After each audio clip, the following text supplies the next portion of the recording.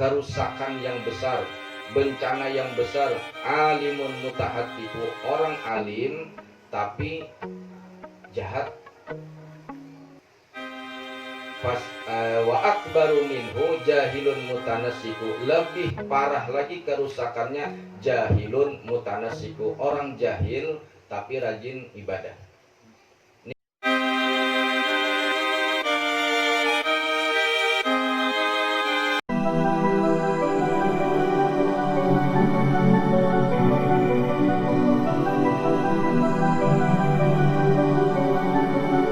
Janganlah engkau mengikuti sesuatu yang engkau tidak mengetahuinya. Dilarang kita nih mau umpati sesuatu yang kita kada tahu, itu dilarang. Sehingga kata Syekh Wahbah Zuhaili, fala yasihu li insanin ayyakula ma la ya'lam, tidak sah bagi seorang pun mengatakan sesuatu yang tidak ia ketahui.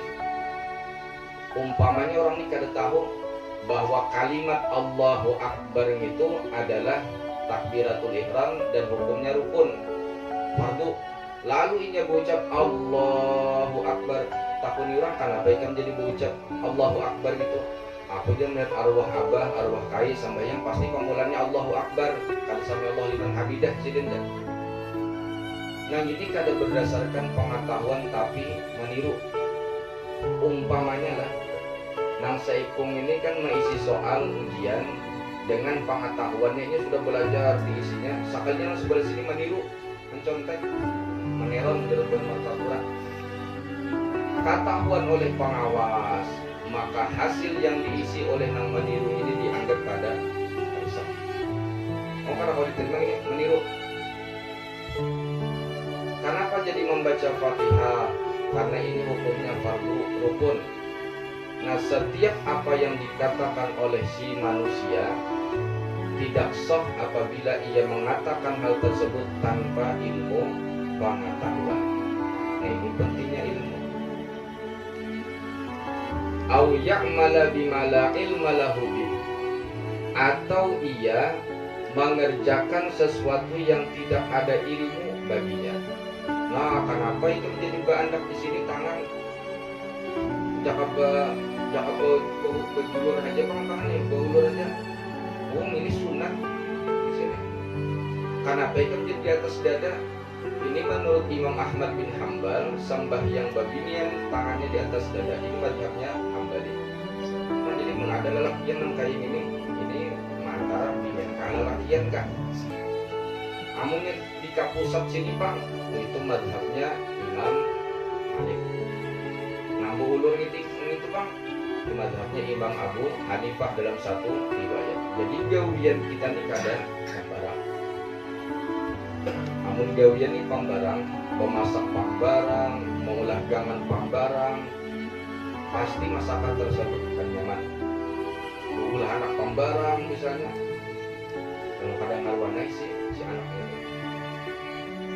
Au ayyadumma ahadan bima la ya'lam, atau ia mencela seseorang tanpa tahu permasalahannya.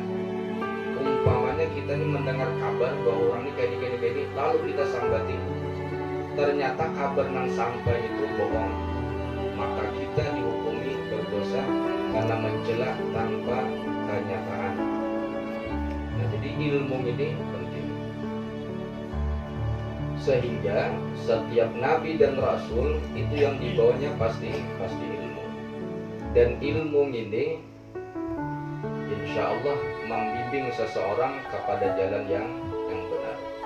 Antara ahli ilmu dan ahli ibadah, ini fakta sejarah, ini banyak sudah sejarah membuktikan. Antara ahli ilmu dan ahli ibadah jauh tingginya ahli ilmu.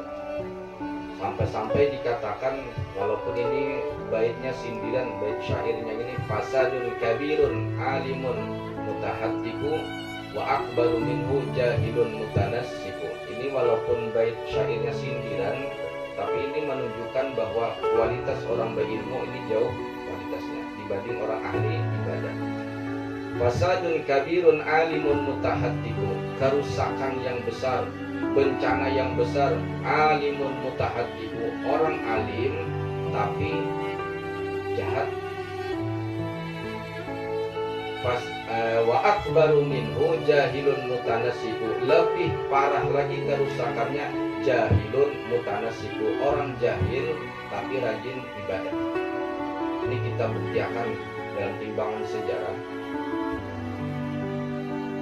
Tahun 41 Hijriah, ini pada subuh Jumat 17 Ramadan, persis pada hari nuzulul Quran, Sayyidina Ali karramallahu wajhah wa radhiyallahu an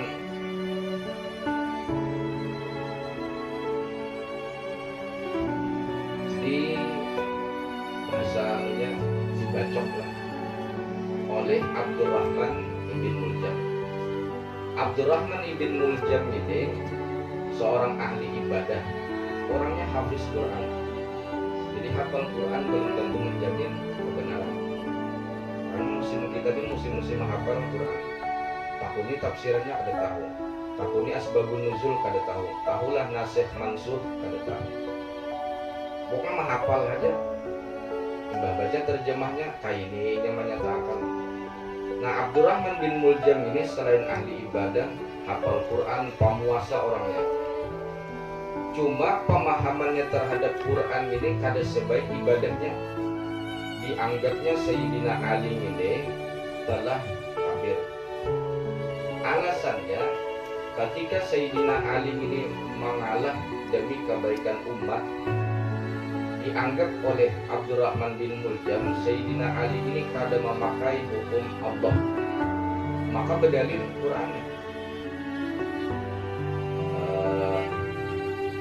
Man lam yahkum bima anzalallahu faulaika humul kafirun. Ayat yang lain, man lam yahkum bima anzalallahu faulaika humuz zalimun. Siapa yang kada memakai hukum Allah, maka orang tersebut kafir. Jadi dianggapnya Sayyidina Ali mau berdamai demi umat supaya kada pecah. Dianggap ini berdamai dengan hukum manusia. Sayyidina Ali kafir. Kalau ujar Abdurrahman bin Muljam, boleh Sayyidina Ali dibunuh. Akhirnya subuh tanggal 17 Ramadan hari Jumat, Sayyidina Ali ditusuknya oleh Abdurrahman bin Muljam. 3 hari kemudian Sayyidina Ali wafat. Nah, ini gara-gara ahli ibadah tapi kada berilmu. Saleh aja cuma kada alim, berbahayanya. Nah, sehingga ilmu ini jauh tingkatannya dibanding ahli ibadah. Juraij ini kan ahli ibadah di zaman Bani Israel dahulu. Karena mementingkan ibadahnya, suatu ketika dipanggil oleh mamanya, Juraij, keluar pangikam pada kamar khalwat, aku ini ada perlu menyuruh ikam. Kada tahu sambah yang beribadah dan sebagainya. Padahal belum tentu ibadah yang digawi itu ibadah wajib. Sedangkan bakti kepada hutan itu wajib hukumnya. Nah, lalu mama Sidim ini sangkal didoakan oleh mamanya dengan doa nang kada baik. Akhirnya Juraij ini ringkas cerita terjerumus ke dosa terfitnah melakukan dosa besar menzinahi seorang perempuan. Cuma di antara keistimewaannya, bayi yang lahir dari perempuan yang difitnah dihamili oleh Juraij tadi bisa berbicara bahwa Juraij lain abahku. Nah, jadi perlu ilmu ini bukan hanya ibadah. Sampai-sampai yang masyhur kita dengar dari zubatnya Ibnu Ruslan, wa kullu man bi ghairi ilmin ya'malu a'maluhu mardudatun la tuqbalu. Kada beilmu kada diterima amal ibadah. Dan ilmu ini tingkatannya dari awal